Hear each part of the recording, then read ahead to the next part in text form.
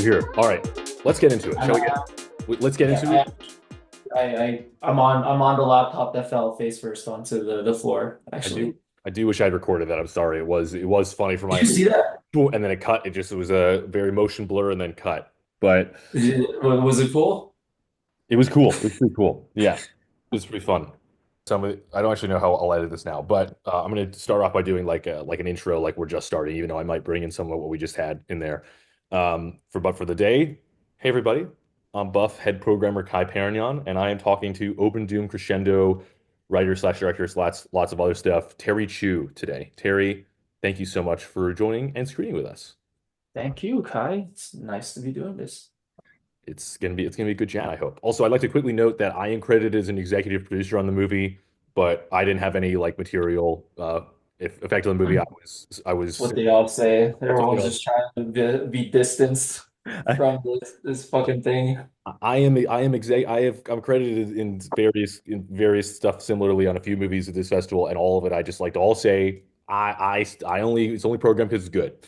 Because I like it. I have no stake in the movie's material. It's fine. You can be open, but I think like the only way that this movie even gets like screened anywhere at this point is just like through corruption and nepotism That's and that's just like not forcing it. that's Yeah, not I the I would not screen the movie if I did not really want to screen the movie because I think it's awesome. So, and that's also how I get involved anyway, because I think your work is really awesome and amazing. So, I just appreciate throwing it out there. People get weird sometimes. I think people understand this. Film festivals, a lot of it's just like, okay, you're friends with someone and you really like their work and you have an opportunity to screen it. Hell, that's part of the reason I wanted to program film festivals because I knew all these stuff by people that I respected that I wanted to see screen in Melbourne. So.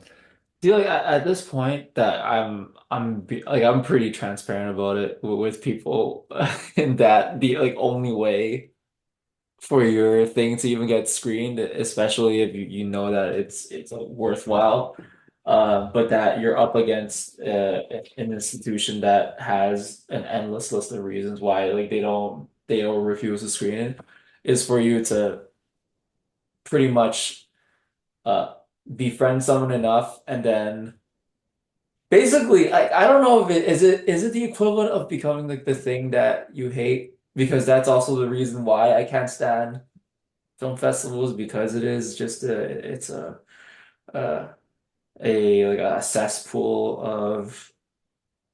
of just kind of back scratching. And but I think the thing that annoys me, and not just because like I'm not in it, is that the stuff I'm seeing is not particularly special or more special than I feel the worth of for say like a deadbeat like me gives. And I just think there's it's like bingo. It's like, or what do you call those machines where you put a coin in and then like the gumball machines? Not a, oh, Yeah, gumball. gumball It's like machine when you do this. Okay. yeah, yeah.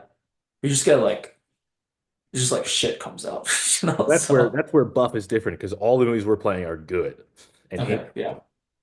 All And right. Well, there's a lot of stuff that would never play anywhere else because they're not cool. Other places aren't cool enough to play them. I hope coming from me, I hope you get a second edition in spite of screening.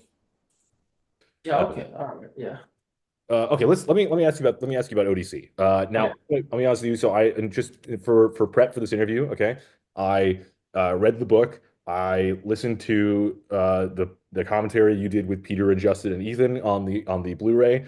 I looked at some other interviews with you. I watched through probably like 10 minutes each of the Suck at World Tour sections on the Blu-ray, as well as the other special features on the second disc. I watched the like outtakes slash like community art making of ODC, and I did one, and I watched a fair amount of ODC again. Let's be honest with you, I ran out of time to watch the whole thing again, but I did run through the rest of it on high speed. So I feel immersed. I feel immersed in ODC. Um, I was and about to say like you sound like the kid who's like explaining like why he didn't finish his right book is report. Yeah, exactly. But Terry, I've done more pieces of Backtrack. this interview than anybody else. So, uh, You I, what this interview? What? I've done more prep for this interview than anybody else I've interviewed. So You so far, literally have, right? Yeah, exactly. Like I was, if I was to finish, my spanking, it would have been, but like, which isn't to say anything, which is more to say than everyone else who is like they just watched the 3 hour movie. They just got through that and thought that, oh, that's enough. I've at least seen the movie as well. Probably I've seen the movie and I've seen the we won't I'm not going to ask you about this actually, but I've also seen obviously the 1 hour pre Final Yeah, the Cut 45. thing, which man, Wait. Oh no, you mean like the extended prequel, right? yeah, the extended Like prequel what exactly. So I saw episode that when that I was like streaming on no Spectacle one, today. Yeah. yeah, Uh, that no one will ever watch. oh yeah, that's actually Uh, well, we'll get that's that. good. But that I even told you at the time that it should be an honor. It should be Yeah. like I feel like an honor as a friend, not as like me speaking as some like wannabe kind of like brilliant artiste, but as a friend, it should be an honor that you were there It when was no one else was. It was a beautiful thing. Well, I know me and there's like two other people I Dan know Barrett. in it, and they're like, we're all like, that was really good. So Yeah, and then I finished the movie, and everyone was like, I just wanted more of like the white guy in the unitard, and then I lost faith in yeah, and in humanity. And we just wanted Gertrude. We just want more Gertrude. Gertrude's in the movie a lot anyway, but yeah, we get, yeah, everyone loves Gertrude. That's the problem, Terry. Gertrude's too real. He's too much like me in his. yeah. But well, this is what I wonder. Like people like the Gertrude, but then I wonder if they actually saw him in real life, would they be like everyone else? And that when you say you like a person, you sympathize with a person, and then when you actually encounter them in life, you would just dismiss them or get away from them or discriminate them at first reflex. And so that's I hope kind I of would mirrored. give the Gertrude a hug. I hope I would say, "Hey, you're cool in my book." Yeah, but I don't think Rev. But see, like I think like Rev. I don't think Rev liked the hug that he had to give the Gertrude. I think he was because like the thing is that even the most primary like quote unquote primary characters of the film they can't stand the Gertrude either. So there's But they're in this the middle of searching for the embodiment of angst and dealing with their shit in that zone. yeah, yeah, no, I no, mean, but like it's on the street, and it's like, hey, you're in that movie I like. no, but here's the thing. Like, by the internal logic of the narrative, the Nelson Mandela would say, "Put me back in the cell." Martin Luther King Jr. would say, "I had a nightmare." Gandhi would, or Siddhartha would just start like downing burgers to eat his sorrows away. I think Bob Marley would make like hate music. I think that's the idea is that he is just he is just scientifically universally just hated. Like there's just no life form. No, Birds would hey, just I'm his friend. birds. I'll be his pal. Would you though? Me and Gertrude would be pals, I think. You know what? I appreciate that you're resisting my negativity and that you're actively trying to prove the or um you're actively trying to like take the theme of the Gertrude and transcend that. I think that's I think that's a demonstration of the human capacity. Human capacity for love and forgiveness and for dealing with gross dudes with bad vibes. But I understand his bad vibes. So, okay, here's the first question I'm asking you. You're in a loving, happy relationship. I I don't love think. having a relationship. It's true. It has helped me with my own self-hatred. Although, don't get me I wrong, it's still there. Yeah, but I think that but would see like Gertrude wouldn't even have that. You can never have a happy, loving relationship. No, that's the thing. How do you get to a place where you can you know what? But then that's I guess that's for you. Do you think Gertrude would want your help?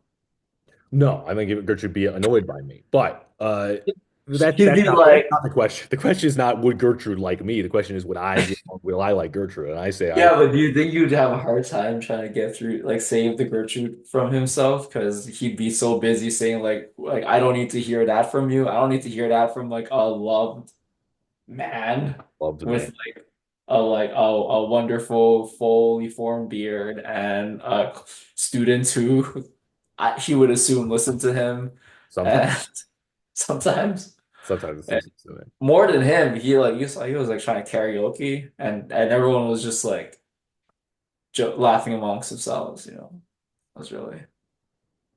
I'm being, I'm being difficult.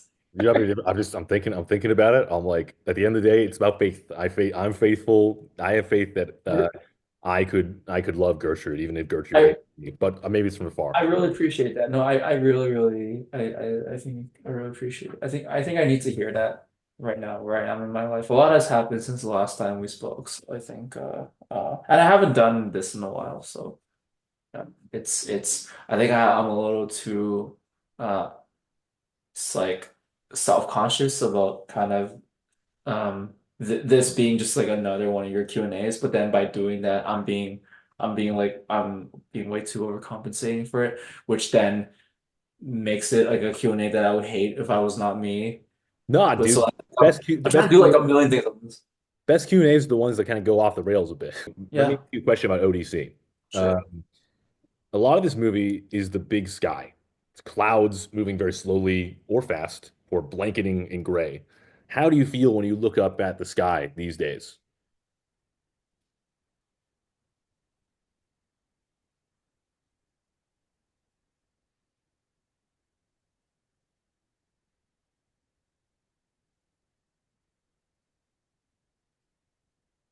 Sad, but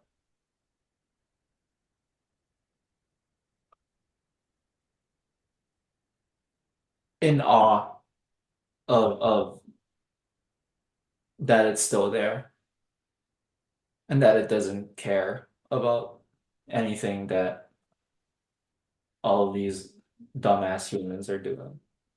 And that it's just gonna keep floating and keep vibing despite everything. And that all we can do is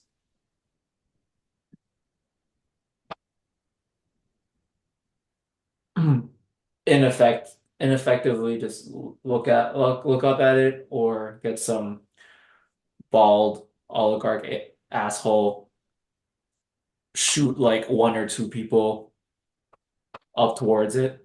And I mean bald oligarch asshole could be like just very blatantly like openly bald or bald but then with like hair implants. So it's like choose your poison. And so like the most people can do is performatively act like they can outsky the sky, but uh and it doesn't matter how much you set everything on fire, but it's the sky is still gonna be just chilling.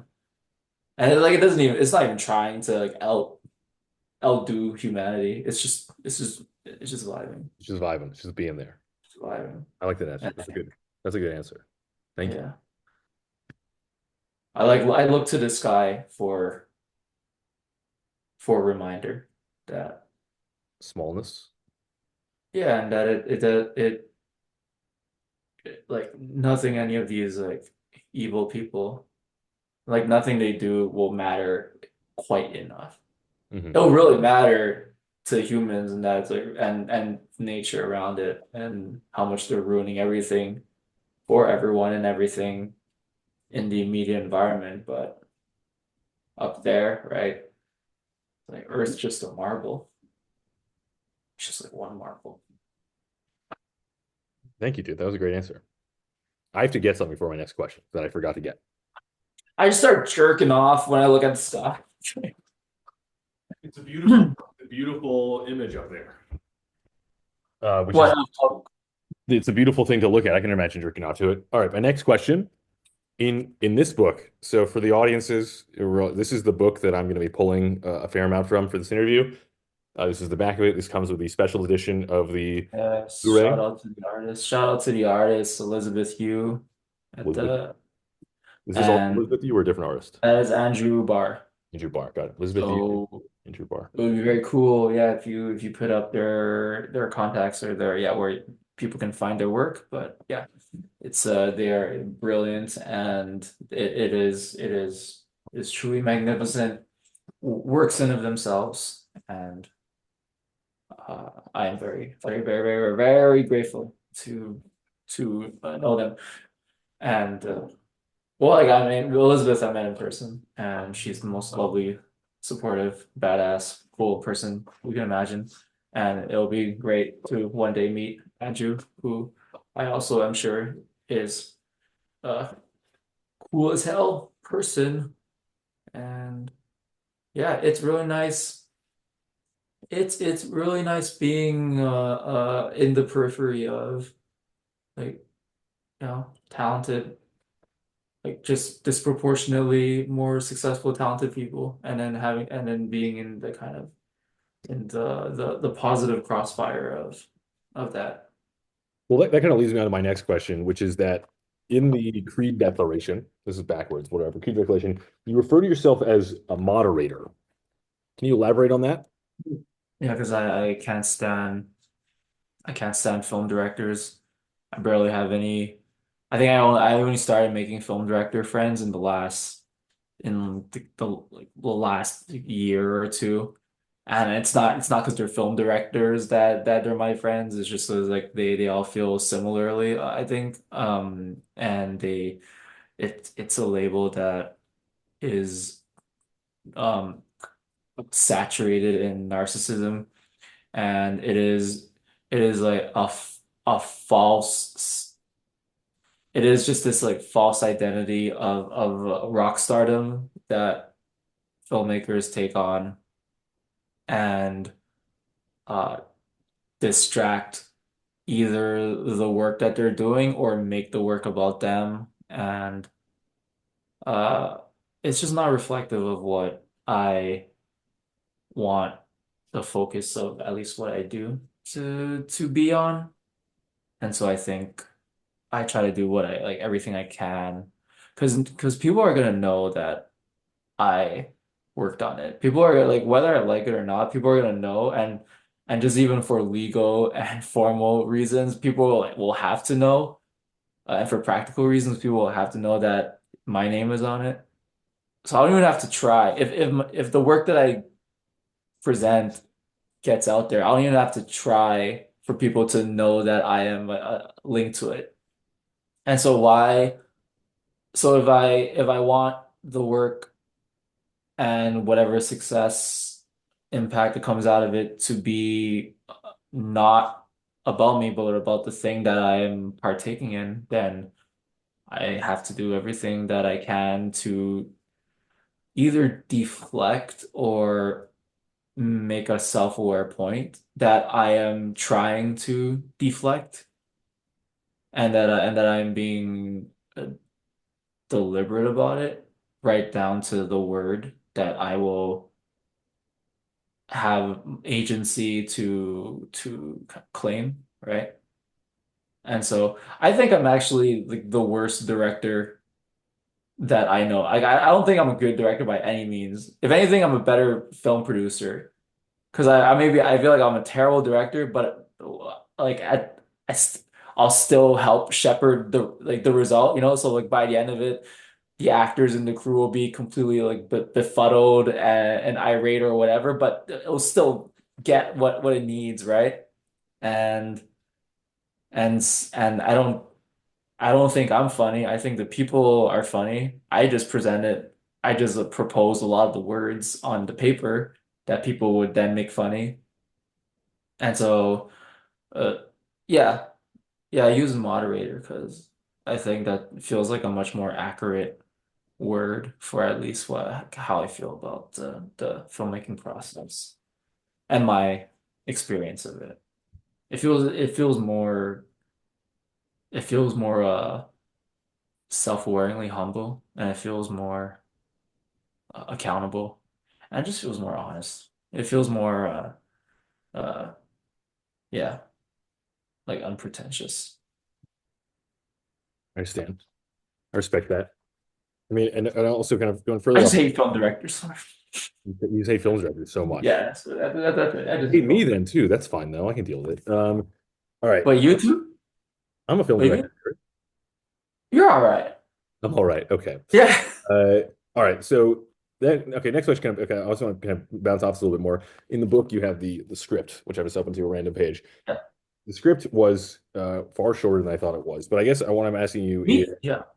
you're talking stuff as a moderator. When you do you think of yourself as a moderator of your words as well? Is that like, do you think that there's like a separation between the you that writes this stuff and the you that puts it into motion, that executes it? Or do you feel like there's a strong continuity between you, the writer, and you, the like active productioner?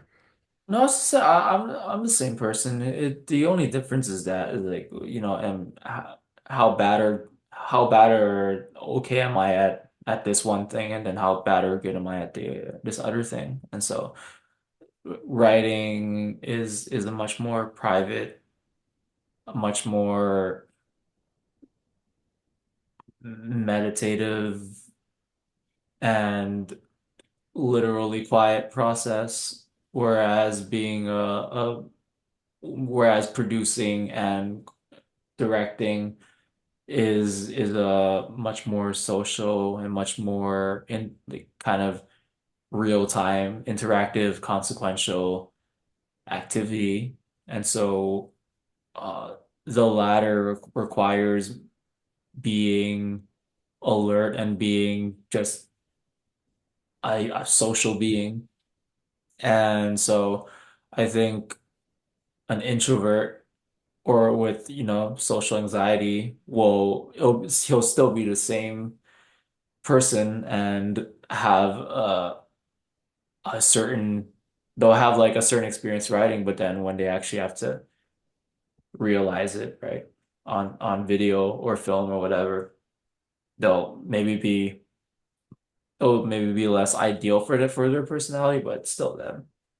At least for me, I feel like I'm the same person. It's just a different uh it's just a different thing to have to uh like tell someone like please mouth open like more 30% more versus knowing in the script why uh to yourself while you're writing it why you would imagine them opening their mouth like 30% more kind of thing.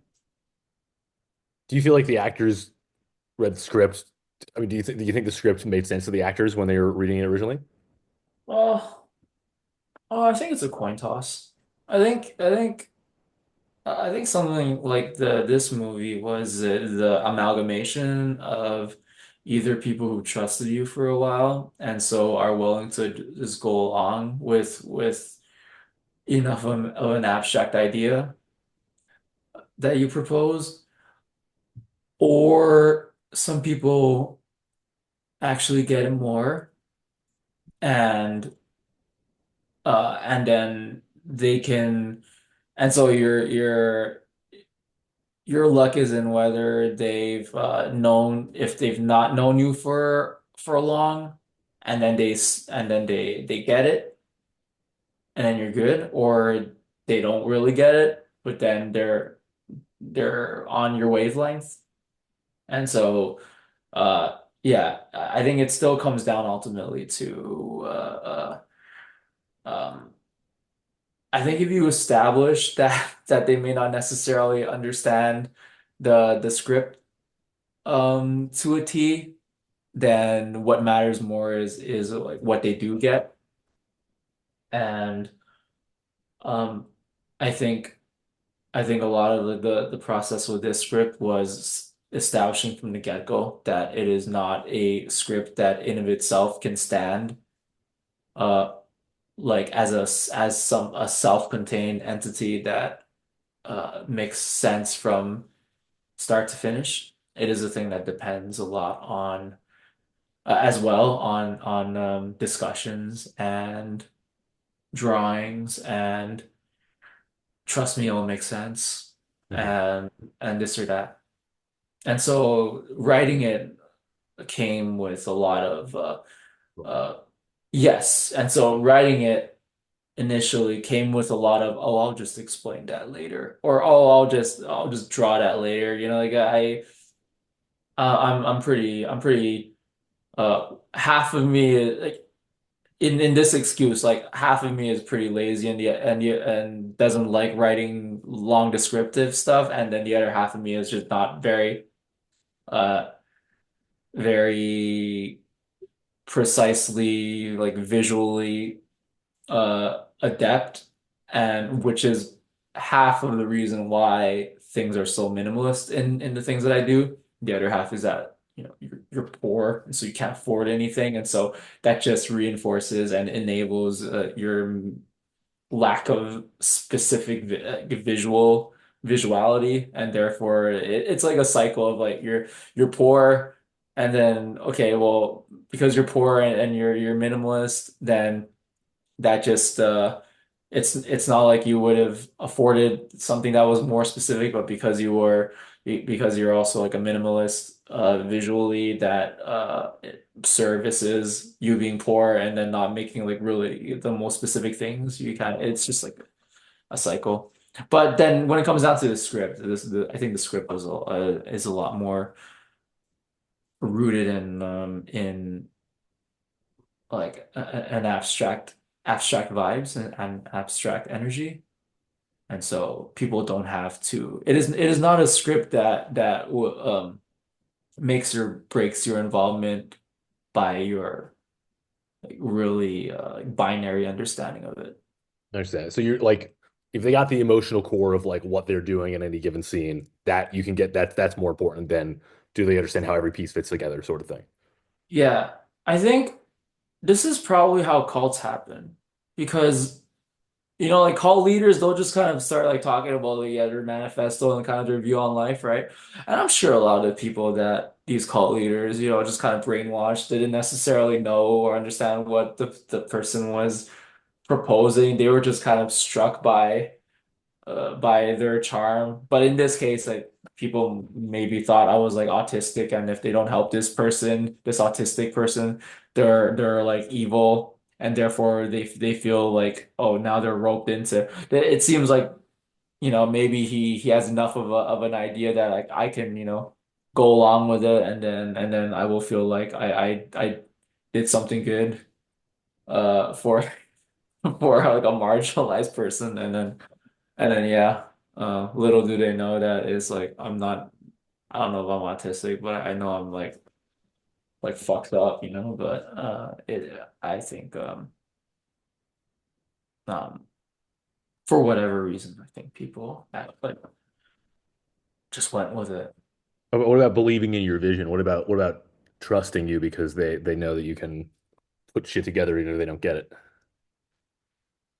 Yeah, People gotta trust you. They don't. It's not. It can't just be pity, Terry. It's got to be trust as well. There's a lot. There's a pity is not a strong enough emotion, at least in my opinion, to get someone to go out in the middle of the fucking backyards of Montreal and go get a trash can thrown at them, for instance. I feel like you gotta have more than pity. yeah, you got a friendship. That definitely that one was a friend. Yeah, the person who got a trash can, yeah, yeah, on them, it was like that they were a friend. Mhm. I'll, That I'll might give be, them that might be a GIF for the website. the trash can. Yeah, that was one thing Yeah. I was looking at yesterday making GIFs. I was like, damn, Oh, please. that looked pretty Yeah, I hard. want some. Yeah, yeah, that'd be a good one. Okay, well, let's kind of further on to this. I have all these questions. I'm just bouncing around between them. Where is it? Okay, from the book again, we're talking about this idea of like people working for, kind of a minimalist production, let's say. You write in the book, there's a revolutionary worth in the power of lo-fi storytelling. Can you talk about that a bit?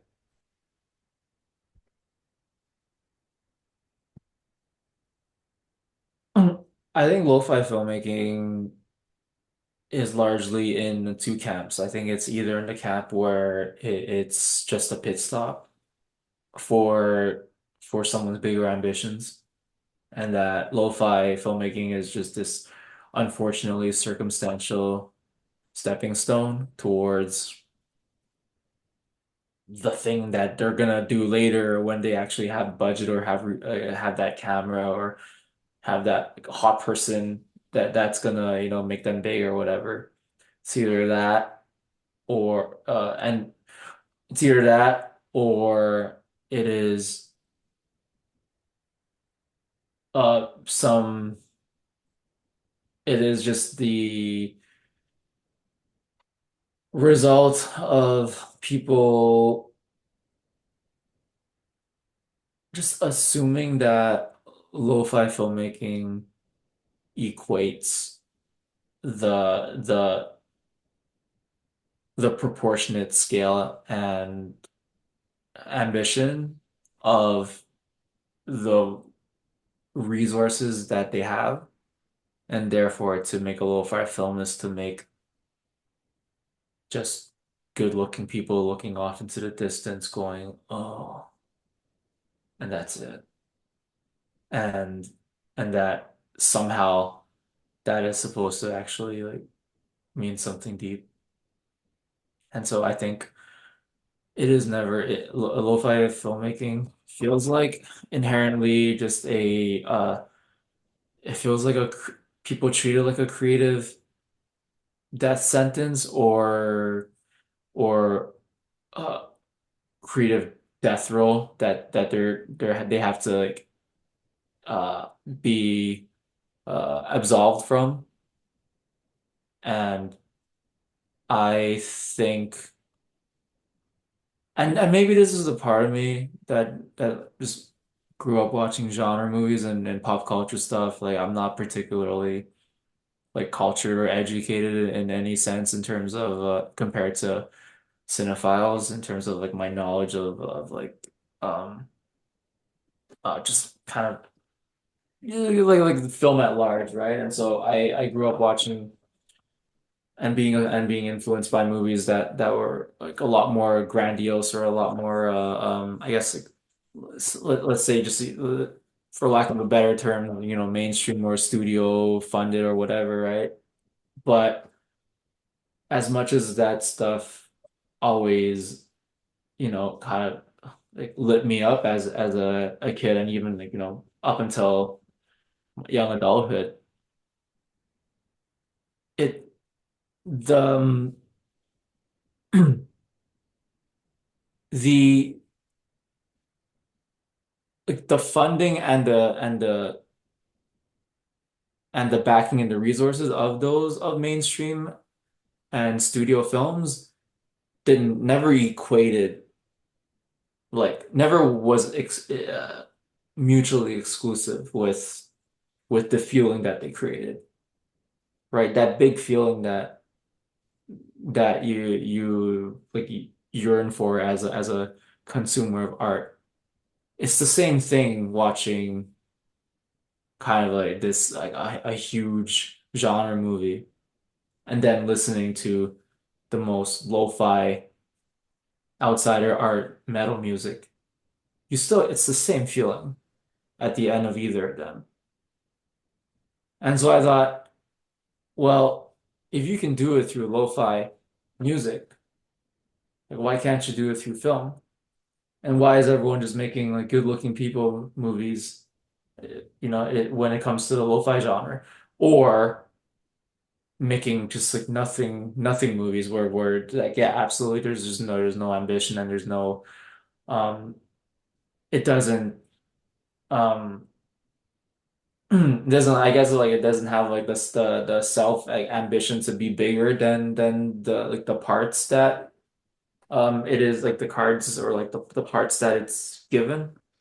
And so as like I just saw like what happens, if you take like, lo-fi as what feels like a limiting by design, like a limiting or even just by the term like lo-fi, right? Like low fidelity. It's just like the term itself comes with that baggage of it being like less, right? Or less than. And I just saw what happens when you take that and say fuck you and aim just as high, if not higher than what like hi-fi means. And so I think that in itself is the revolutionary act. Because it just happens to be that I don't see anyone else doing that. So I think it's just and I don't feel like anyone else I know. And it's not because I think I'm better.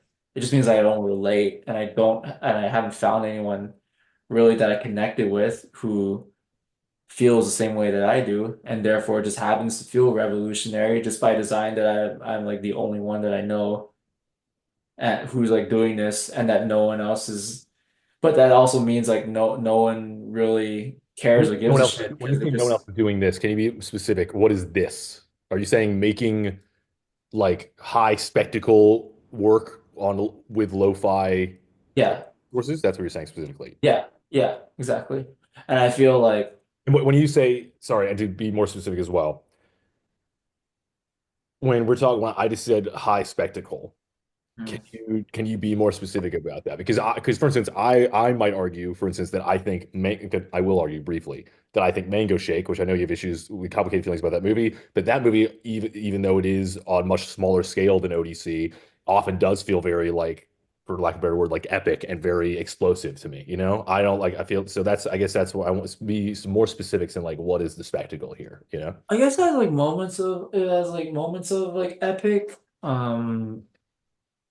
But I think like overall it's still, I guess if you were like to look at it on just the kind of like the bare bones practicalities of it, right? If you have like zero funding, but then you just happen to be able to like rope 10 people on certain days, like 10 to 15 people on certain days to like be just hang out in the middle, loiter on the street, right? And do lines and do actual blocking and stuff like that, then that by in of itself is like something to behold.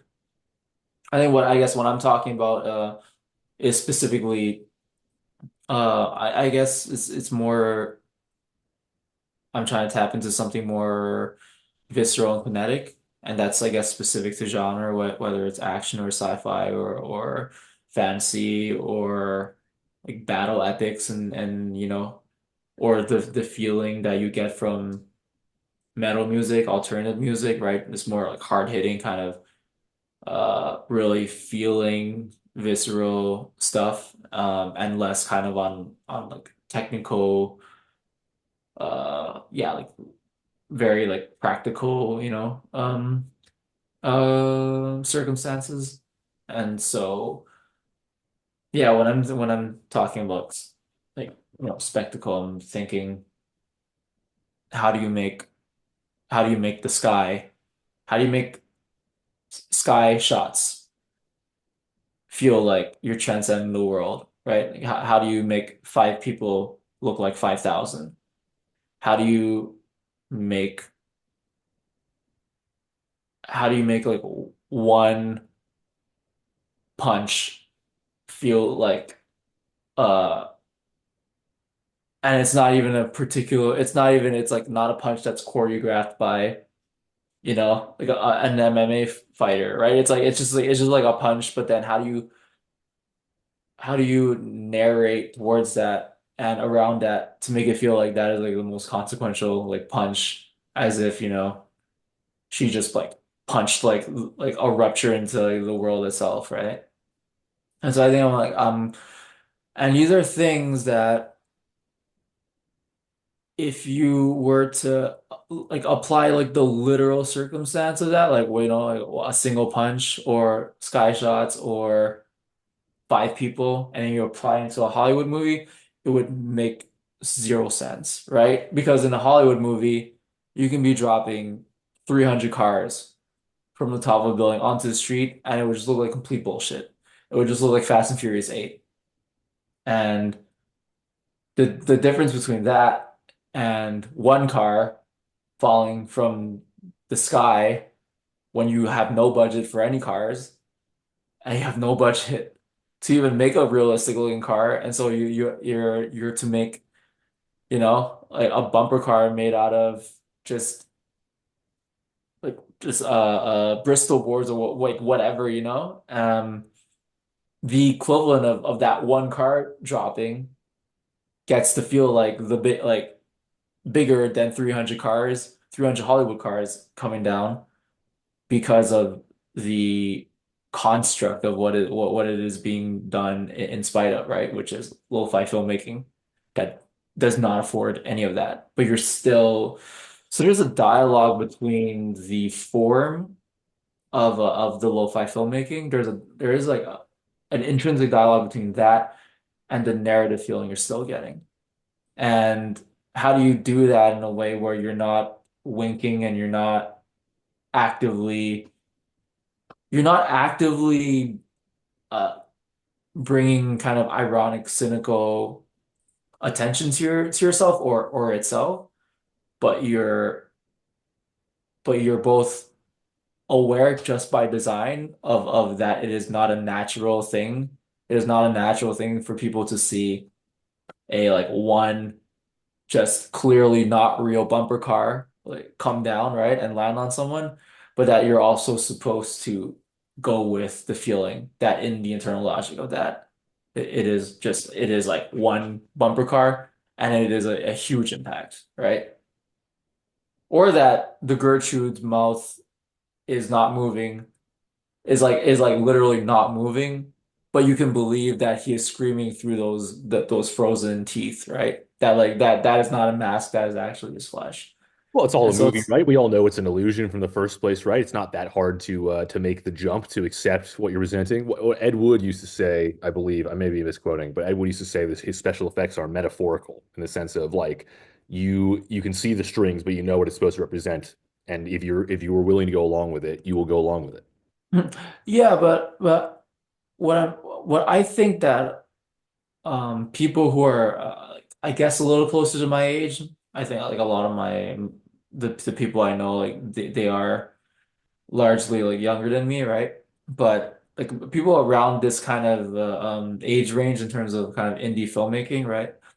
I would assume that if they were to go that far and do stuff like have a character like the Gertrude, or have, for example, kind of something shoot down from the sky onto a character, right? And that this is like a fiction movie, right? This is like a clearly uh self like self-assuming fiction movie, that there would be a level of irony that to compensate for that. Like people will not be able to help themselves and be ironic about it, right? Like it is Can you give me an example of that? there isn't, because I don't think anyone will see, because like I haven't seen anyone do that kind of thing, right? Because I think people I- maybe like I'm the closest I can think of are like skit shows, right? Because in that sense, right? But in that sense, it's like it clearly is making a joke out of it. So it's not trying to be. Are you specifically talking about the idea of like a special effects shot or like something of like of a suggested like large scale done lo-fi and not is that what you're talking about specifically? You're talking about like something of a large scale using the bumper car example. So you're saying like kind of a stunt thing or just a moment that in a more expensive movie would be very smooth, but then executing it on like a no budget level. Yeah, yeah, and if people of like at a complete like a totally low budget level were to do it, like hypothetically, because again, I haven't seen it, right? If you were to do it, I would imagine that it would be done with cynicism, or it would be done with like a level of like irony, right? Because Now, I see I'm people. gonna push back against this a little bit, Terry. I'm gonna push back against your brain here a moment here because I do think you're absolutely right. Some people 100%. 100%. There are those who will are irony poisoned and they'll do it and they'll be like, "Ooh, it looks bad, ha ha ha." Absolutely, not denying it. But there are a lot of people who don't and have not. Uh, I think there are filmmakers. Okay, for instance, There's another film in the festival, right, called Ships That Bear. This is not going to be in the short review, this plug of the day, but for those of you who haven't seen Ships That Bear, go check out Ships That Bear.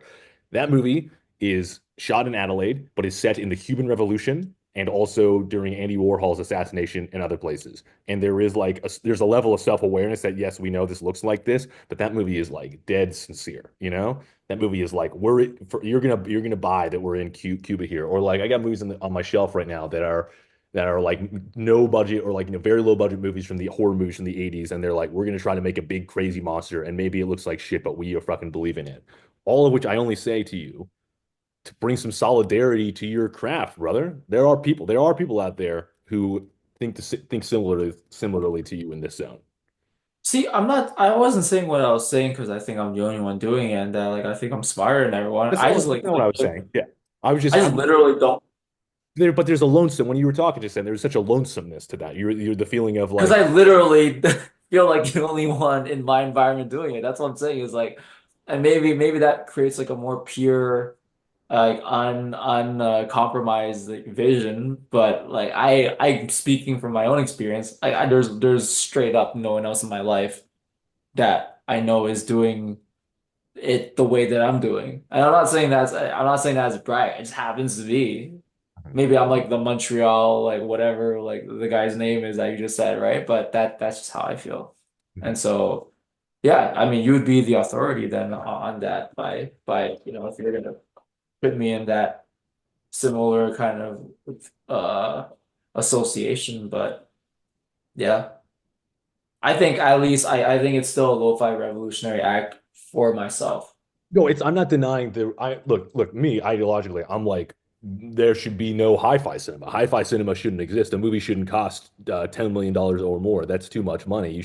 Everyone should be making lo-fi art. I broadly agree with you, and that's one of the things I really respect about you, Terry, is that you are so committed to this idea of like your lack of resources, or at least like your level of resources you have access to, do not stop you from your ambitions and from trying just swing as hard as you can. I think that's really incredible and amazing. I simply was you speak now, but also we chat a fair amount of the time. You such a you speak always of this sense of isolation, of like immediate isolation, and I just feel like it might be nice to think about there are other people who share your philosophies, at least even if you don't know them personally, they are out there, I think that's what I'm holding on to dear life for because I'm at a place at this point where and I'm better now, but the last since the new year, and it doesn't help that I tasted the fruit of like what a normal happy life might be, right? Like actually, maybe like yeah, being with someone lastingly who actually fully accepts you for who you are, or and then you think, yeah, maybe I'll get a job. Maybe I'll, be well adjusted and then just like, give up this just like endeavor of like called art. is But then a job mutually exclusive with making art? it seems to be in my case because I clearly uh because going down that well-adjusted life would have meant me having to just not make art a priority because the way that I've been doing art is such a self-forfeiting act, but it is also at the same time a very reaction to the lack of having that that well-adjusted happiness. And so it so when it all comes crashing down, you're kind of back to the place you were when you were making that art, except now you're just that much poorer. All your life savings are gone, all your friends are gone, and you've tasted what normal life might be, and now that is also gone. And so you're like more scarred and traumatized and sad than ever, and then you're wondering if this is all I'm left to do, if I'm supposed to do this all over again, but in at this new stage of my life, what the fuck? Because something has got to give because I cannot do this again at this level of aloneness. And so I think I am just holding on for dear life that I am not as alone as I think I am. Because I think it's, again, I'm just speaking for me, but I feel like it's a lot easier for even other filmmakers, even filmmakers that are like even remotely closer to my age, for them to all find each other.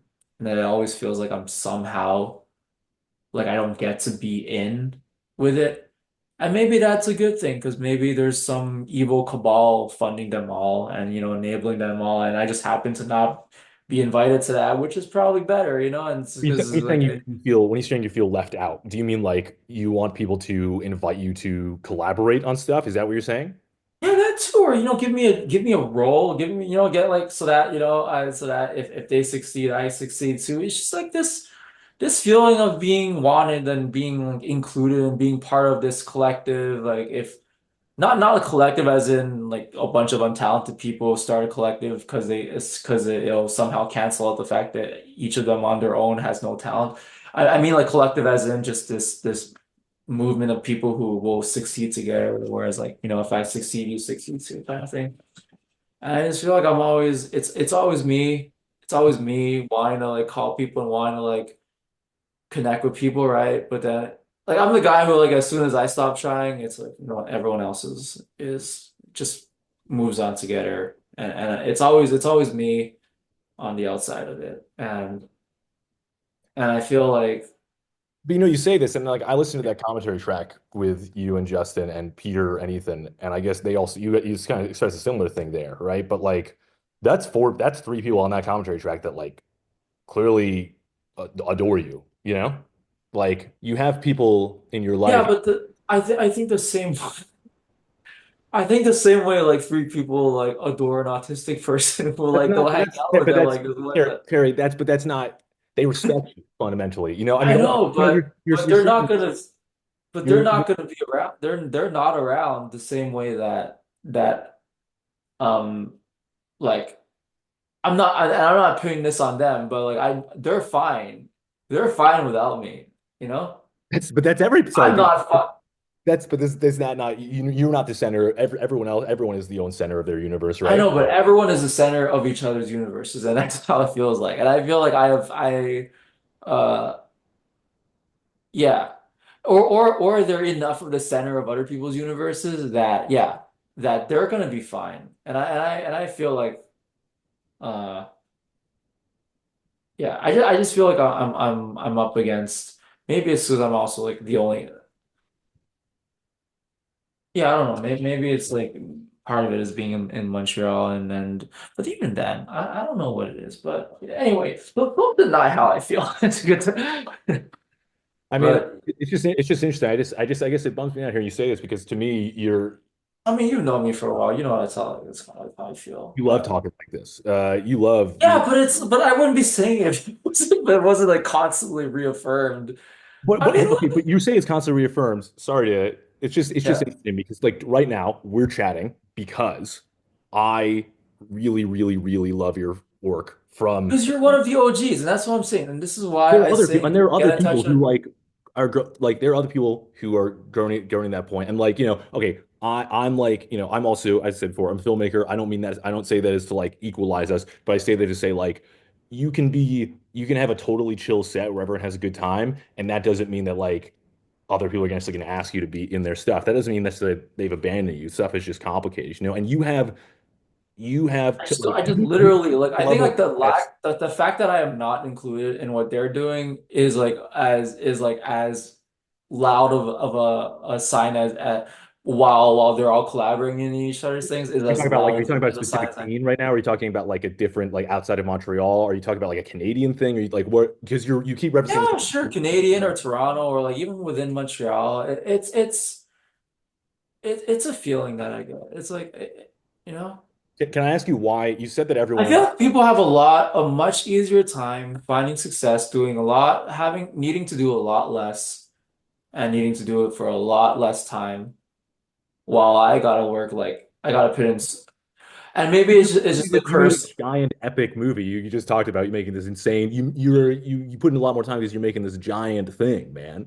You know? Look at this. Look at this. I worked 7 years on like Open Doom Crescendo and it's like it's 3 hours, right? I put in like all it's clearly like it speaks for itself, right? Like the scale of it, right? And on Letterbox, I have like 200 and fucking like 24 parts so far on it, right? This is we're just being like like mathematical about this, right?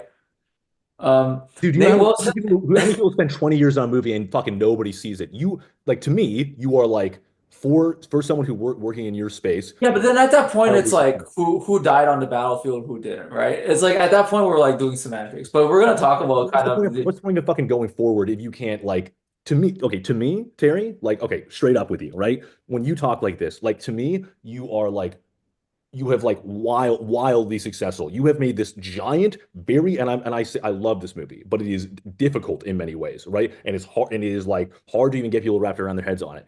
they would be completely like allergic to what I'm giving. And Why do you think they're it is completely like allergic to it? it is Based a on what? painful process having to get people to like want to like watch what I do. Like the people who do watch it, it's amazing and it is profound the reactions that I get that I do get out of the people who do entertain it. I'm just saying that there is a very obvious and a very clear difference between how people choose to or are interested in engaging with what I do versus people of like my peers or that I would be considered peers amongst of. It is just like I'm just operating like in a different um I'm like being perceived or like interpreted or dismissed like under a different lens. That's just the fact. Why did you said that everyone left behind on ODC afterwards? On the Blu-ray commentary, you said that there's no you're the only one who's left. Why are you the only one who's left for ODC? Because y'all is this related to what Yeah, to like well, this? I mean, this is bouncing off it. Yeah. Well, this wasn't one of my questions originally, but this was the thing I noted in my notes for the commentary track. And you're saying right now you're totally left behind. So like I'm asking you, why do you think that you are if you are the sole person left with ODC, why are you the sole person? Is this somehow like a link between how people get sick of me and I'm not saying versus any like, how Harry. people don't want to, to I'm engage not. with me? You just told me that you feel excluded from like the industry. Like industry is a big word. What I'm really saying is you feel excluded from the scene and that you're alone. I'm asking you. You said in a different context why you are the sole person left for ODC, and I've never actually gotten understood really how that like why that is the case or like exactly going on here. So this seems relevant. So why do you think if outside of the larger scene issues, why do you think in this space the rest of the ODC crew you don't feel connected to them anymore? Because not one, none of them are actual serious filmmakers, and they may all be in different kind of scenes in the art, whether it's like photography or music or this and that, or even theater. And two, they all they all either just wanted to move on. They all just wanted to move on, whether it's because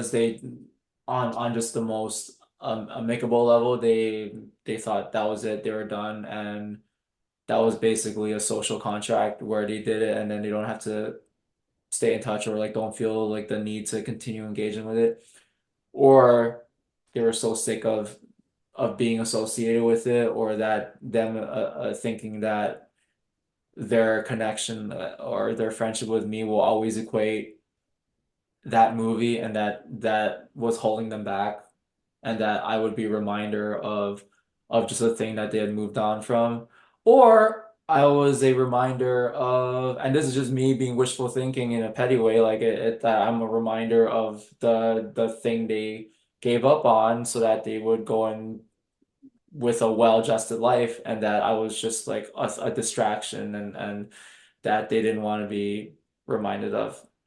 And I think all those things can be true at once. Or people, they just people just aren't interested anymore. Or they just never got it. And so it didn't feel like a thing that worked with their brand. That's like a literal case with a handful, if not uh really like most of them. And and I think it's symbolic of the fact that I am the only one out of them who cares, who still cares about this specific thing that we all worked on. And again, like I wish I wasn't the only one going around seemingly taking the credit and being the representative of it. And this is part of why I cannot stand the idea of self assuming the role of like writer director because I get disproportionately more attention than I could possibly ever want off of this in terms of the association with like the movie, right? And so it does feel like I am a moderator, and I am like, and everyone else has left the stage, and like I'm still, I have to be here to moderate for it. One, because it just happens to be that I had all these roles on it, right? And if I'm not going to speak for it, no one else is going to speak for it, and it's going to die. Just going to die like in the 7 hard drives that it's stored on. And so yeah, it's like different from what I was just ranting about earlier, but it's also kind of, I guess, parallel in that sense. Uh yeah, I mean, I guess it's also what happens when you make a movie with your friends or people who relate to you aren't necessarily fellow filmmakers or fellow people who uh feel, just top to bottom like the same way you do about things or like the way the path in life or like how to do things. But yeah, it's just a burden that I make peace with. Can I can I speak to you frankly? We're speaking frank here, right? We're talking I real thought we game. were speaking French this whole time. We're speaking pretty whole time. I guess it's me saying, can I talk frankly to you is more me saying I'm going to say a thing that's not maybe in the was not in my interview notes, but I feel like are you all right with me speaking frank on a personal level in the interview chat in this interview? Sure. Is everyone gonna see this? Is everyone gonna see Well, our no, if you don't want it to, we'll see how it goes in the edit. But basically, I just want to kind of throw out there like you talking about like not feeling like people treat you like their peer exactly, right? There's like a certain sense of like your peers don't really like speak to you on that level or like you think treat you with like the an appropriate or at least like deserved level of like working on the same zone, right? Am I wrong in that? I don't think I'm better. Just to be I'm not saying better. I'm saying you feel that you are like some of the way some of your peers the way they talk to you, you feel it's that it could be deservedly a bit more on the like equal level, Well, right? they don't even talk to me. That's the thing. It's like they don't even talk to me enough to make me feel like I'm lesser. They just don't talk to me. Like I'm just not talked to. It's like there's a difference. There's like a difference because it's like I don't even get to yeah, like I don't even get I'm not even on the panel. So it's Not even on the panel, sorry. What does that mean? I'm not even like I'm not even in the group discussion. That's the thing. Like I'm not even part of it's it's it's like one thing for like people to notice you and then just like hate what you're doing, right? But it's another thing for like people to not even notice you. So that's kind of like where I feel like I'm at. It's like people don't notice me or people don't notice the work, right? That I'm or want to like pay attention to the work that I'm sharing. But the grateful thing is that out of like the few people who have paid attention, there has been I will admit a out of that like bubble of attention, it has been on a noticeable scale. It has been quite moving in terms of the few who do notice it and are impacted by it. Like that keeps me hopeful because it means that it's not all of those forfeited life choices and all of that like loneliness and all that. It's still worthwhile. I may be hanging on by a maybe like for a Spider-Man movie where he's just like hanging on, you're like just trying to save like those kids, like in that like big like cabin he's holding on to, and Green Goblin's just like flying around trolling, it's like trying to like he's like about to kill him, and the only thing that can save Spider-Man is are the other New Yorkers like if to show up and throw shit at Green Goblin, right? It's like I'm holding on and hoping that you know like that I'm holding on long enough, but yeah, it keeps you holding on. I think I understand what you're saying. There, I got my Spider-Man.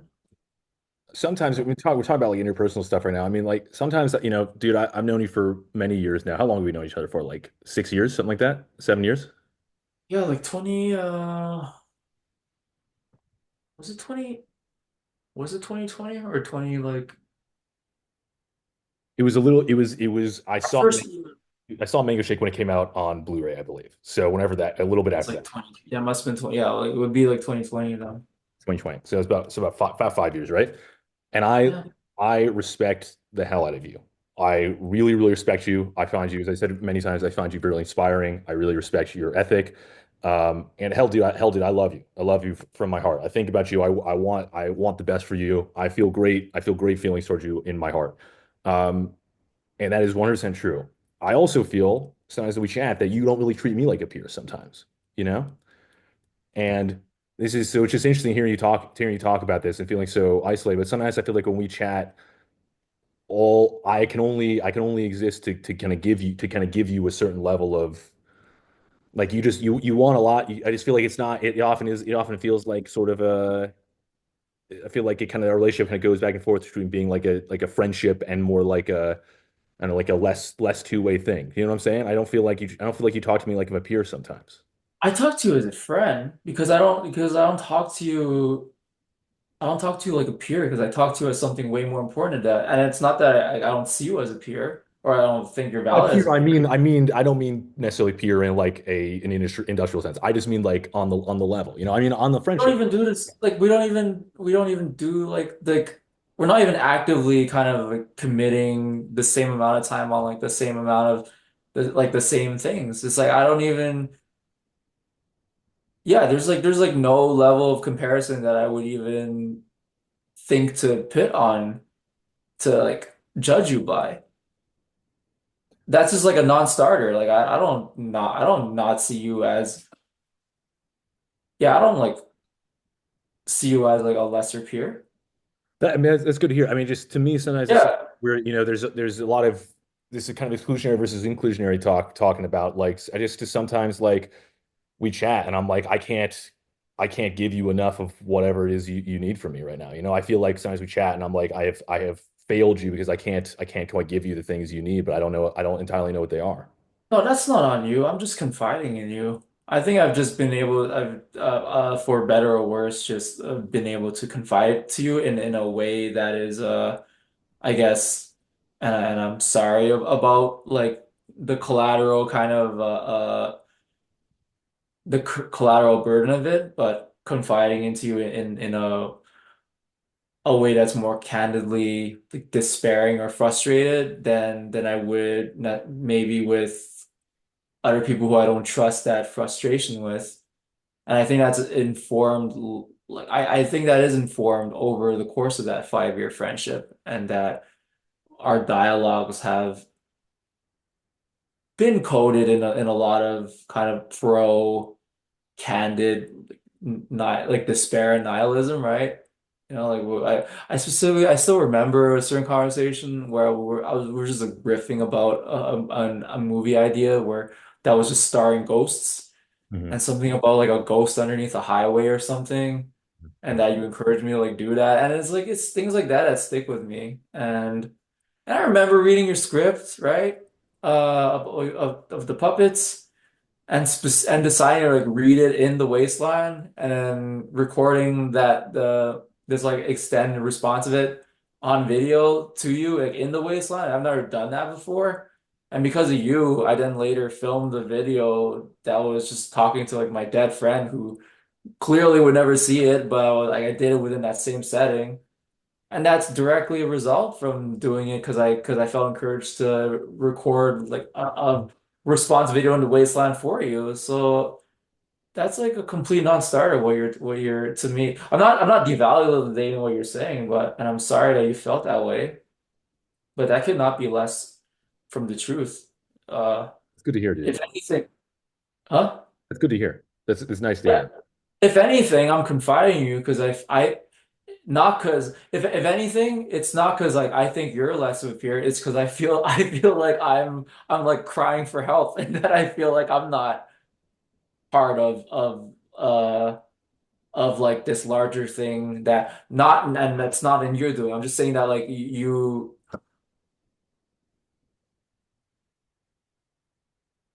I think I'm crying. I'm like it's like a cry for help for you to not forget me, you know? Because I feel like you would absolutely out of the two of us be the one who's gonna who would, if not already is, like being able to thrive in that world. And like and you've In what way? just you telling in like the film world, right? Or like the like whatever the app like the scene is, right? And I just like the fact that you know all these guys and are programming their stuff and are like in that is already proof enough. Is like more than enough like, of a proof in my mind that you are absolutely uh like access like you have access into that world and that you can navigate that world and you can, you know, kick ass in that world. And so, and if anything, I'm grateful that I even get to talk to you. Like I'm still talking to you from the outside. You're like inside the ice cream shop, and I feel like like I'm talking to you through like the glass, like the display glass. This I, And I don't feel like I'm inside the ice cream shop at all. you then how about you're inside like the doorway entrance, you know? Yeah, I'm a little I'm bit. out in the cold. You're out in the It's cold. really cold But out. see, when you say it to me, I'm like, dude, you are. I know what you're saying about like you're not in the business where you're not like invited into the scene, but like God, Terry, like you people fucking really connect with your stuff, man. Like in ways that like so many people, even people who are like fucking deep in the biz and are like making a living off of it, can only fucking dream of, you know? Like my God, man. Like when I talk to people who have seen Open Doom Crescendo or Mango Shake, and we talk about your movies, there's just this sense of awe and wonder. Even those who don't like dig the movies that much, like are like, wow, it's fucking crazy what he's doing, and it's like amazing, you know?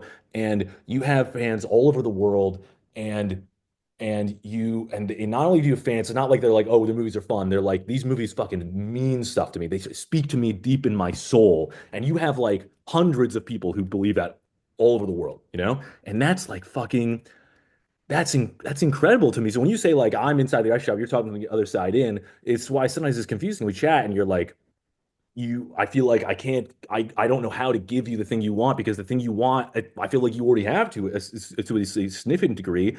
It's just it can be difficult. It can be difficult, you know. It can be difficult when you talk about me when you're like, oh, you're doing so well, and you're like you're being so successful in your own zone, right? Like, and I'm like, I feel happy about where I'm what I'm going for. You know, I feel happy about the space I'm at. I feel like I'm doing stuff and I'm achieving things within my goals, but I don't feel like I'm on that higher position. I don't feel like I'm deeper into the ice cream shop than you, you know. Um, and just it's and then I don't know. I just that's why I'm talking when I just say sometimes feel like you maybe it's the opposite. Maybe it's the opposite. I feel like I feel like we weren't. Sometimes I feel like we're not. I don't feel like we feel like equals when we chat. But that's like you're thinking like you're putting me above you. But like I ain't. Yeah. I ain't, man. I'm definitely not. And Well, I that's hope that at least like clears it up. Yeah, like because I feel really bad that you thought that way, but that like I'm not kidding, you know? Like because I feel like I'm still outside the ice cream shop.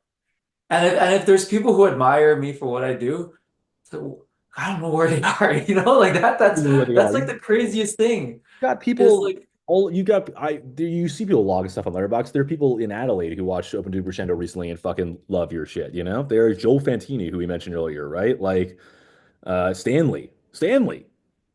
yeah, like you're all so like spread out and you're all and it's like it feels like you guys are the only ones, you know? Like it feels like and it is wrong for me to burden to single-handedly like burden you guys with the like the idea that like you are like the only hopes for me to be able to keep doing this or to you know like not be out on the streets like surviving on like yogurt tubes you know within a couple of years it's just it's scary knowing that you know there are people who will never have to worry about like whose couch they can they'll sleep on, right? And not being a burden because again, they're part of like a network that where they can just feel safe or like they can feel like well, no matter how low they are, like they're gonna be okay. They're gonna like have, right?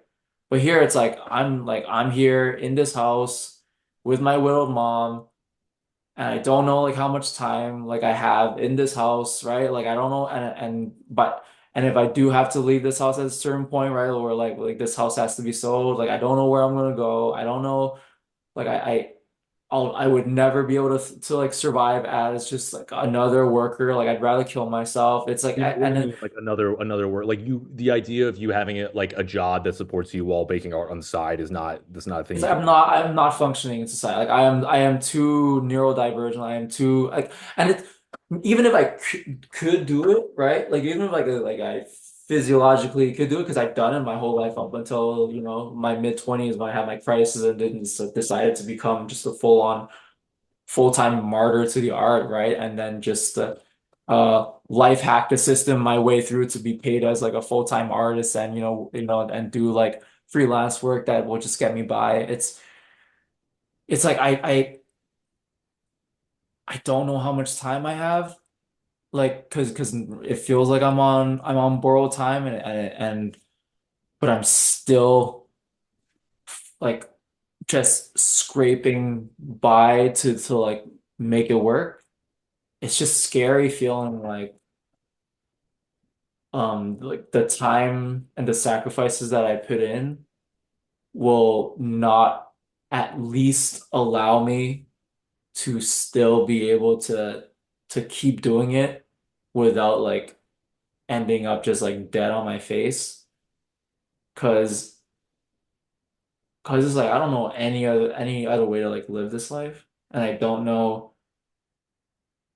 any other way to live a life that has meaning.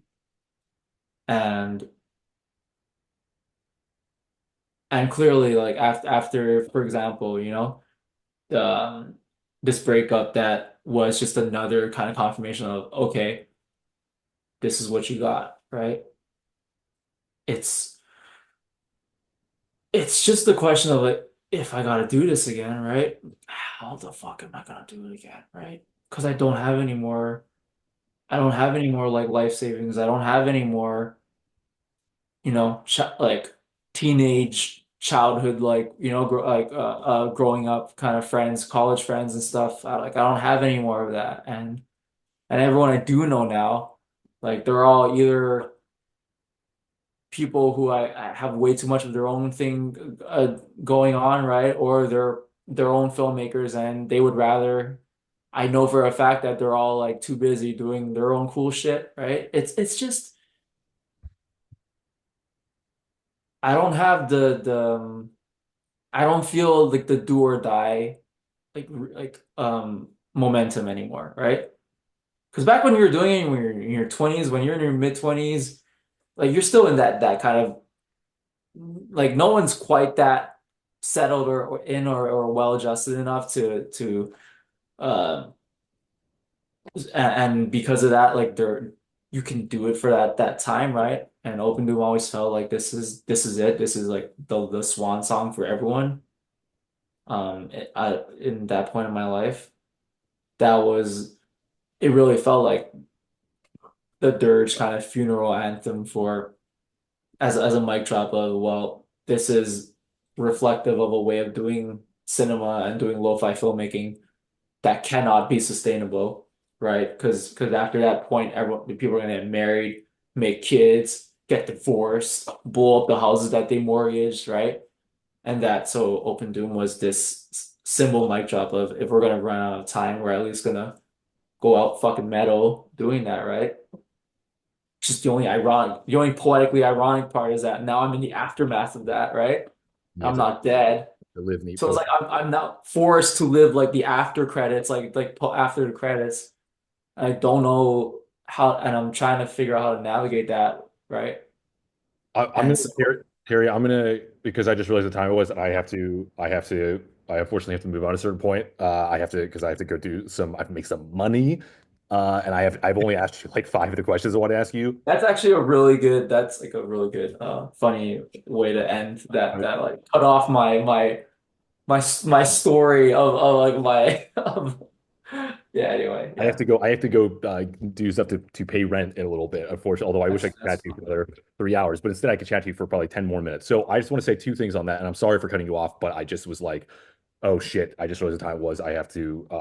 If I don't get us move into at least one You question. really should, like, but like that's actually like a perfect place to cut when you first say, I actually have to like after my whole rant about how not wanting to not knowing if I can like survive in a world where it's just like ran on like ha largely on having to make money and survive, right? Where you go like, hey Tara, I gotta go I gotta go make money. It's Right. But a great place. but I do want to, I do agree with the poetics of that, the irony of that, I guess. But like, I guess I just want to say to you, like, off of that, like, I really, dude, I really hope I don't want you to be in the kill yourself zone, like you suggested, in terms of like what's next. Like, you gotta survive. And there are, even a lot of the great filmmakers of all time who've had more industry success than you have, like they still have to have a day job and shit and figure out, or at least figure out a way to get it going. Abel Ferreira, he doesn't just, I don't think he makes a living off of his movies. Nick Zed, a class example. I mean, there are it's possible. It's possible to live in the world, and it's difficult, it sucks, being alive sucks, working sucks. It's hard to deal with head stuff, but like I really hope you find your way forward into to seeing a way to live and make art in whatever capacity possible. Because yeah, it would just I don't know, man. I just feel like you can get in the zone where it sounds like you're talking. It's like self-fulfilling prophecy. It's like if X doesn't happen, then goodbye Terry. And I really hope that doesn't happen because I hope you're around for as long as possible. And I don't think you have. Yeah, I think it's possible, dude.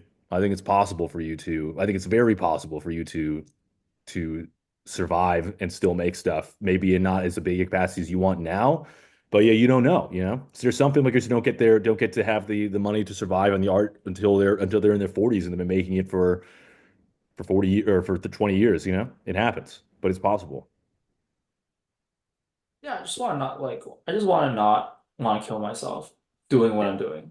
Yeah, dude, that's bro. Maybe one way to not kill yourself doing what you're doing is if it's possible for you to put a little less of yourself into the art. Is it possible to commit instead of 100% or Well, I 90%? tried that. I mean, that's pretty much what I tried, and then ended up I kind of like go like slowly going into the maybe I'll just try out this thing called normal, right? But eh, You get another shot at, like, I mean, normal, quote normal. You can get another shot at it. Doesn't your what your doesn't once the shot's gone away doesn't mean it's gone away forever, right?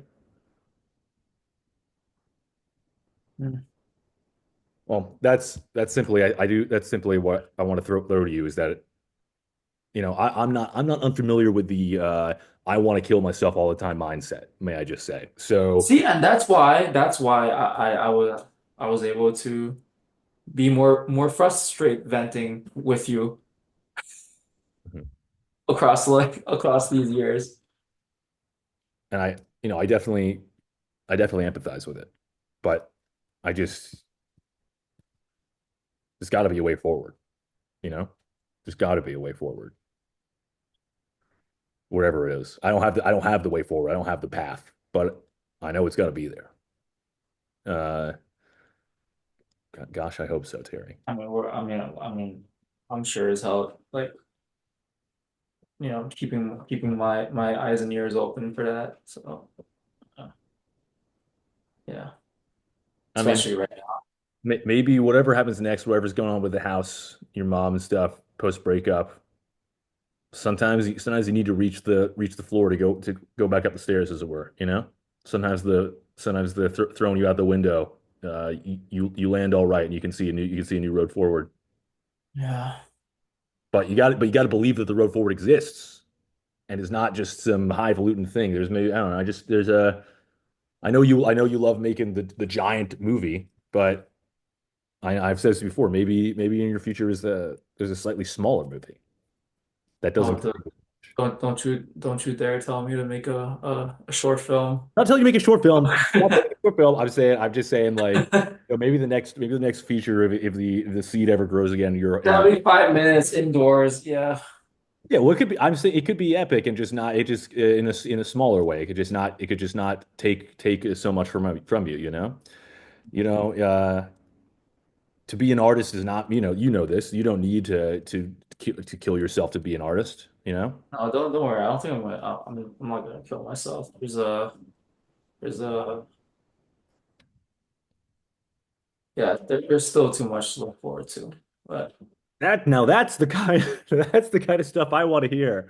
There's like a still proper Cyclops in a proper X-Men movie where Cyclops actually fucking fires his laser beams more than like 3 times, and actually like has screen time and actually is given the respect he deserves on screen.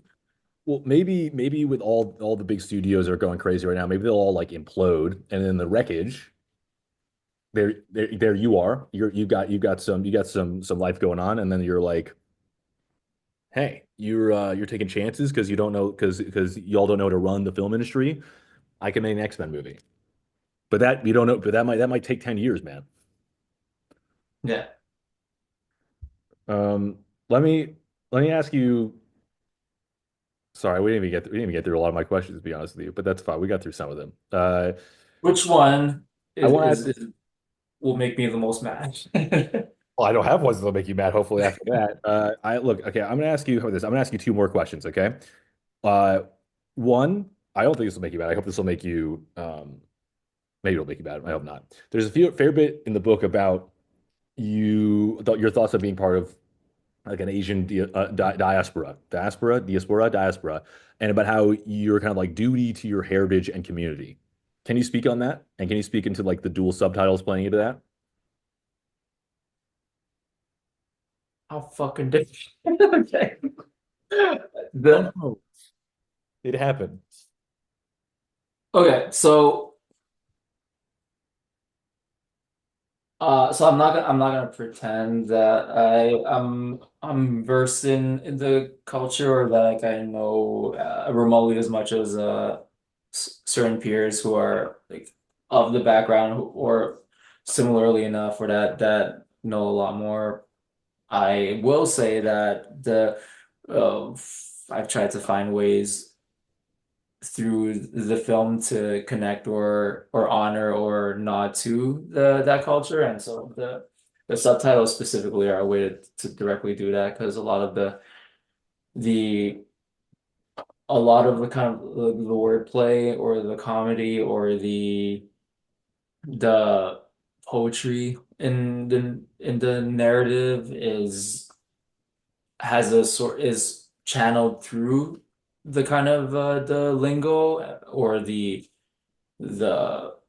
sort of the vernacular or the yeah lyricism of for example in this case Cantonese, and so I thought it'd be interesting if because people seem to because I mean my first language is still like as far as like my main language of use is still English, but for whatever reason, the people have a fairly hard time understanding the like a lot of the lingo like in the movie, and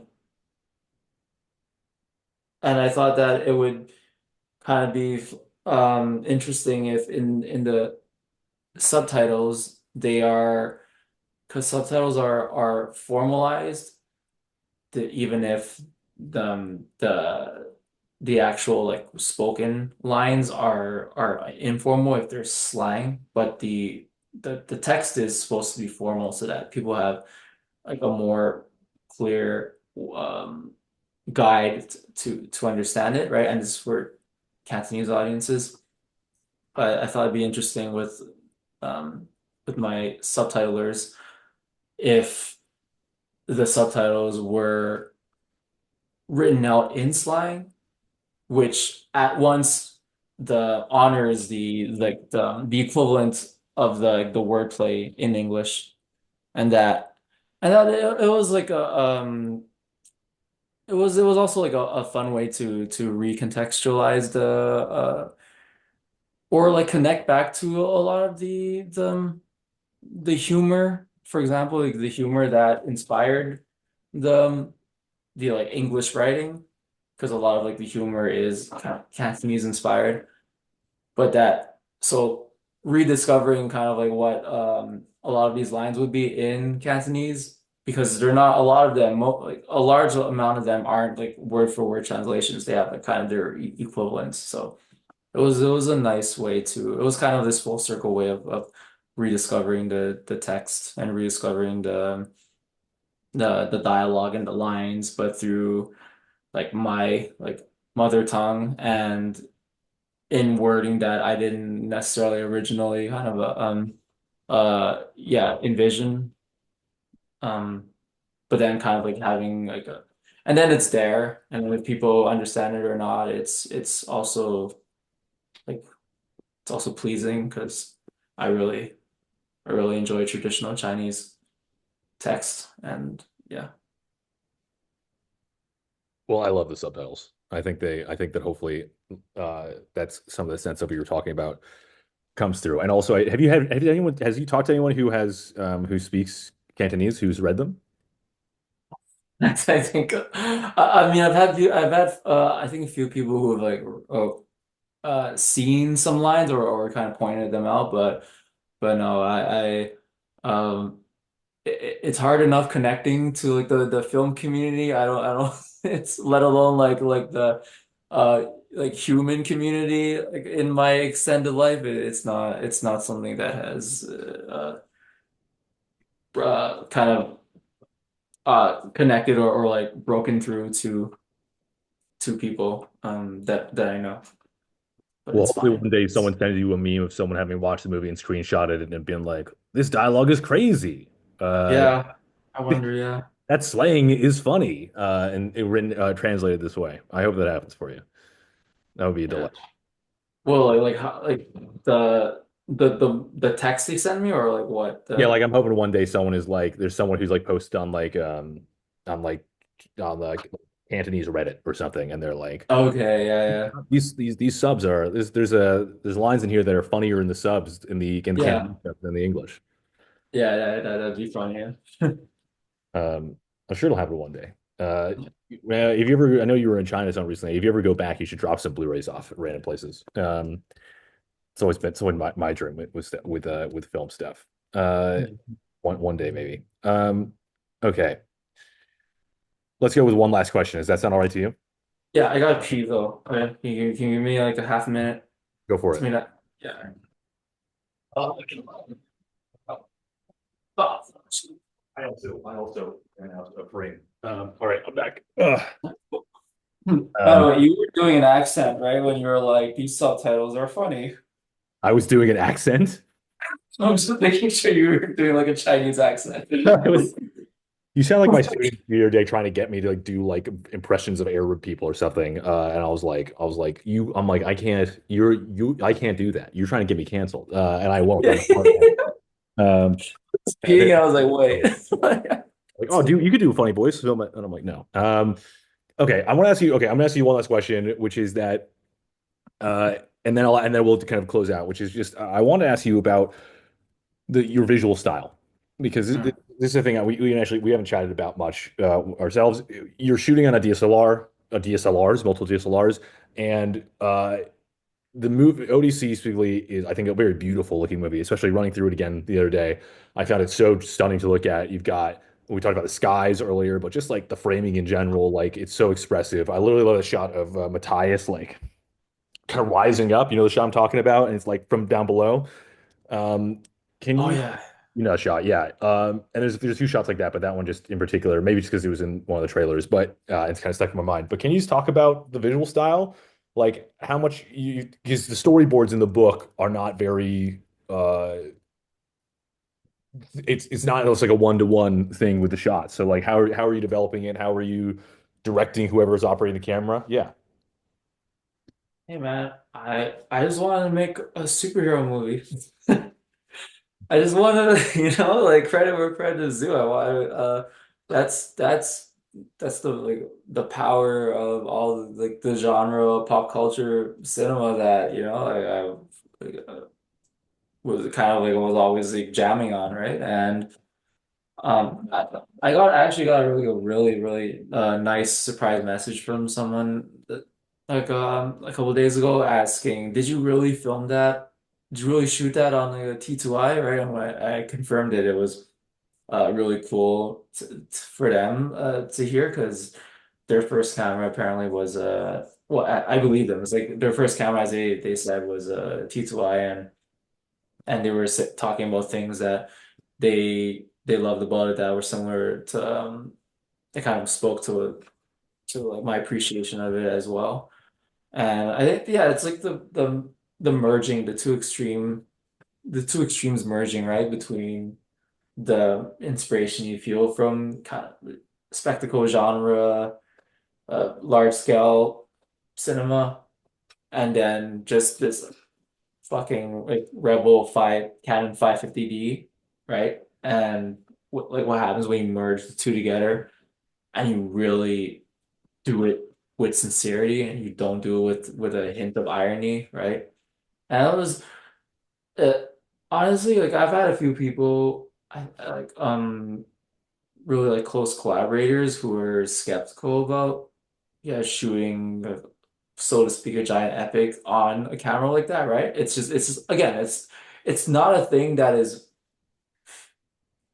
rational. It's not a thing that's considered like you shouldn't expect anyone to consider that with like any type of kind of like plausibility, let alone to do it at that length of that scale, with that like level of ambition and for like if you're gonna do something at that scale, at that point people would expect you to at least get a better camera, right? But then for you to then still do it on that camera seems almost self-sabotage, right? It feels like well, why are you doing this if you're already doing it like the whole way through? Like why would you still it's like why would you still bake, a wedding cake like with a mini oven, right? Like you wouldn't do that, right? It's like but then to still do it, you have to be really decisive about it. You have to it better be done without like a hint of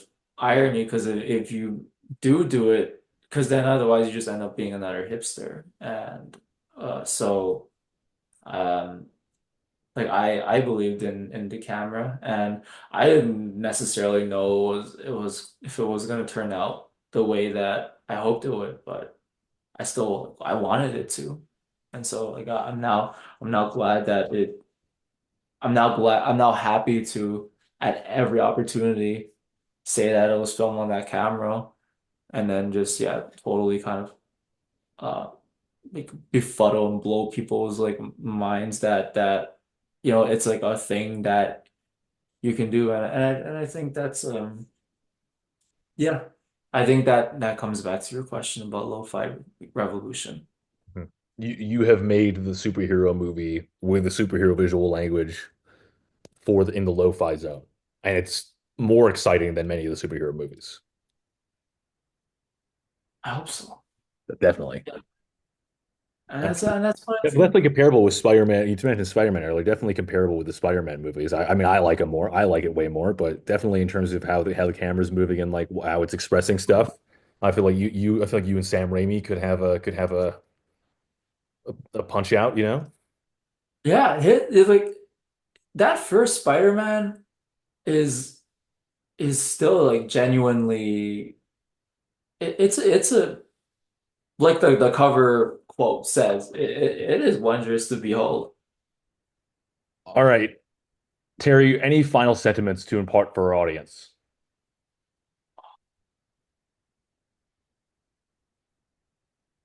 Um,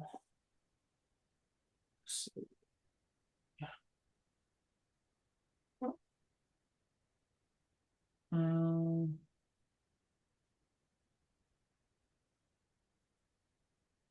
two things. How about the two remarks? If anyone loves Therapy Dogs by Ethan Ang, then everyone has to watch the epilogue to that movie, which is only available on the Blu-ray. And so if you all want to boycott that into being released online digitally somehow, then I encourage you to do that. But I don't think you've seen all of Therapy Dogs unless you've seen the epilogue, which just makes everything exponentially more brilliant and cathartic. That's one. And and two, everyone should look up Wally Chung's work. He's an animator from New York, and he's one of the OGs.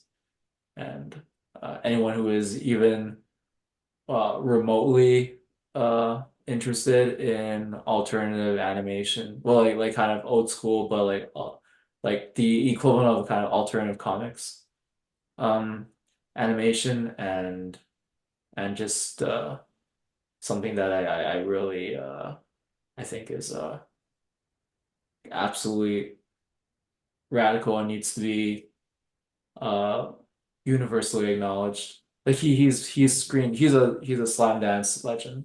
Like you'll see him if you look him. He's actually like the banner.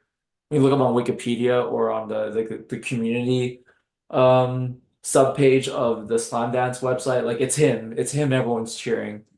I just think that everyone should look up his work because yeah. And those two guys have been my uh they have like formed what feels like and if it counts me because I have to like I'm the one brushing my teeth and like I'm the one who has to like live with myself, then they those two formed the Ethan Knight and Wally Chung formed the Trinity in my life as uh and in a way that's like like relevant to film people watching, then it's like those are the two filmmaker friends that I will give a shout out to. Ethan Eng, Wally Chung. Yes. I think it's great sentiment to end on. Celebrating some other fellow art makers, filmmakers in the zone. Terry, thanks so much for chatting to me. Thanks so much for getting to the nitty gritty. And I hope it was. I hope the nitty gritty was at least mostly enjoyable, even if the conversation got a bit intense. No, you're welcome because I feel like it's gonna be in the is gonna be I hope this is more enjoyable to edit than the pee pee poo poo man. I think I don't even know how much I'll edit this. We'll see how it go. Uh, but it'll be certainly. I think that people will have a good time watching it. It'll be all your interviews are good though. So I'm going to stop recording if that's cool with you. Cool.